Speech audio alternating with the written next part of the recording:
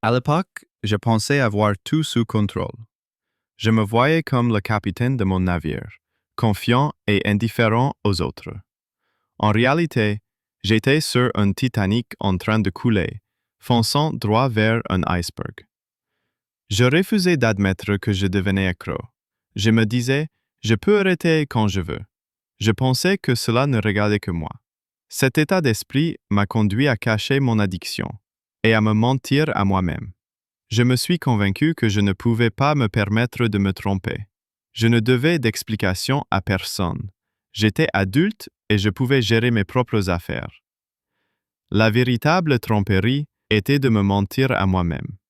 J'ai commencé à croire mes propres mensonges, à adopter une mentalité de victime et à trouver des excuses. Ce cycle d'auto-illusion a alimenté ma dépendance et a approfondi mon déni. Ma dépendance a pris le dessus, m'entraînant dans un style de vie sombre et destructeur. Je me sentais piégé, comme si j'étais dans un tunnel sans fin. Les moments de lucidité étaient brefs, et je retombais rapidement dans mes illusions.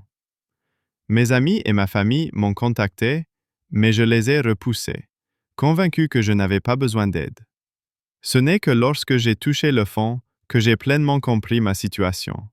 Les mensonges, la tromperie et l'autodestruction sont devenus indéniables. Pour la première fois, j'ai vu une faible lueur d'espoir. Admettre que j'avais un problème a été l'étape la plus difficile, mais la plus cruciale. La guérison a été longue et difficile.